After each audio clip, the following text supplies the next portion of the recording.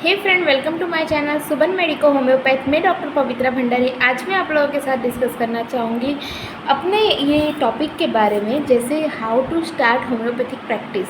काफ़ी लोग ये मेरे को डिस्कस करते हैं ड्यूरिंग माय क्लासमेट की और मेरे जूनियर्स के कि आपने होम्योपैथी प्रैक्टिस कब और कैसे स्टार्ट की थी। ठीक है, मैं ये बात आप लोगों को आज डिस्कस करूँगी मेरे होम्योपैथिक चैनल में। जैसे मैंने स्टार्ट किया था आप लोगों को, पहले तो मेरे को ना होम्योपैथी पर पहले इंटरेस्ट बहुत कम हुआ करता था ड्यूरिंग ना माई स्टडीज़ ना। तो मैंने अपने साथ ही एक्सपेरिमेंट देखा कि होम्योपैथी बहुत ही अच्छे से और बहुत ही फाइनली वर्क करती है। ठीक है, मैंने अपने ही केस में ये चीज़ देखा, तो तब से मेरे को ये चीज़ इंटरेस्ट जागा कि जो मेरे को एलोपैथिक सिस्टम ने नहीं कर पाए वो मेरे को होम्योपैथी ने करके बताया। ठीक है, तो उस टाइम से मैंने होम्योपैथी के जो मटेरिया मेडिका है, ऑर्गेनन है, ये सबको अच्छे से डीपली स्टडी करने चालू कर दिया।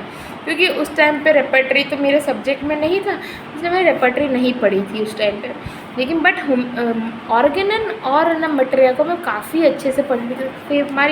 मेरी जो फेवरेट बुक है वो है बोरिक। स्पेशली एलन से भी ज़्यादा मैं बोरिक को बहुत पसंद करती हूँ।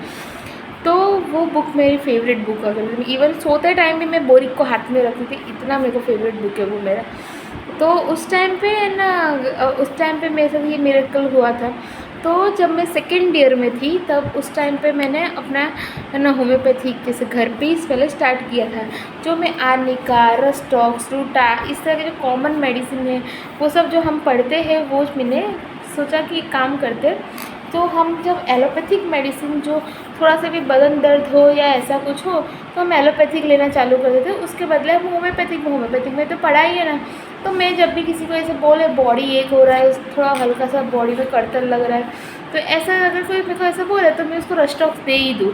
मैं ये ना सोचूं कि है ना क्या, लेकिन बट ये चीज़ जब मैंने देखा पेशेंट कंपेयर टू जो दोस्त मेडिसिन एलोपैथिक सिस्टम में हम लेते थे उससे भी फास्टली वर्क करती थी।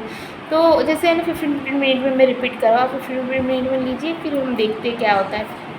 ऐसे करके मैंने अपना फिर जैसे किसी को चोट लग जाना, तो चोट लगने पर मैं ना जैसे किसी को कंफ्यूजन ऐसा कुछ हुआ हो तो उस टाइम पे मैं आर्निका के ड्रॉप्स या मदर टिंचर्स वो उसके हाथ पर अप्लाई कर दूँ। कट हुआ हो तो आर्निका को ना क्या बोलते हैं दूँ, और साथ साथ में आर्निका से ही ड्रेसिंग करूँ। तो कंपेयर टू जो हम बीटाडीन ड्रेसिंग करते हैं उससे भी अच्छा आर्निका से ड्रेसिंग से हील हो जाता है। फिर जो हाथ चिमटा जाना कि ये सब से मैंने देखा कि है ना, मतलब जो चिमटा जाता है तो ब्लैकिश डिस्कलरेशन होता है। अगर वहाँ पे हम आर्निका का कुछ भी ड्रॉप डाल दें ना तो जो वो चमड़ी उखड़ जाया करती थी वो उखड़ना बंद हो जाती है। तो वो टाइम पे मैंने सोचा कि जब इतनी अच्छी हमारी पैथी है तो उसको क्यों नहीं प्रैक्टिस किया जाए। तो इसलिए मैंने अपने घर से स्टार्ट किया पहले, जब मैं सेकेंड ईयर में थी, कि घर पे ही थोड़ा थोड़ा देना चालू कर दिया था। फिर धीमे धीमे मैंने ना एक तो जैसे मेरे बुआ के बेटे की इस तरह सबको घर से बाहर निकल के मतलब रिलेटिव में देना चालू किया। फिर मैंने देखना चालू किया कि रिलेटिव में कैसा असर हो रहा है। ऐसा तो नहीं है घर के लोग है ना खाली विश्वास करते इसलिए ऐसा हो जा रहा है। तो रिलेटिव में भी मैंने जब देना चालू किया तब ये चीज़ को मैंने देखा ना, होम्योपैथी प्योरली वर्किंग और बहुत ही अच्छी साइंस है ये। फिर ऐसे करते करते फोर्थ ईयर में 2-4 पेशेंट रिलेटिव आए मेरे पास।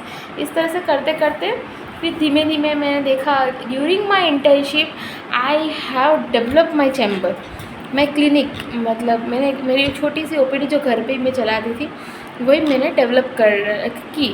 तो एवरी संडे, रोज़ नहीं, एवरी संडे में जैसे थोड़े थोड़े पेशेंट देखना चालू कर दिए कि है ना मतलब है ना इस तरह से कि थोड़ा थोड़ा पेशेंट। तो उसमें काफ़ी केसेस में ऐसा नहीं है कि हर केसेस में ही आपको ना सक्सेस मिले। होम्योपैथी है तो एलोपैथिक सिस्टम हो कि कोई भी है ना आयुर्वेदिक सिस्टम हो, 100% रिलीफ तो किसी को ही नहीं मिलता।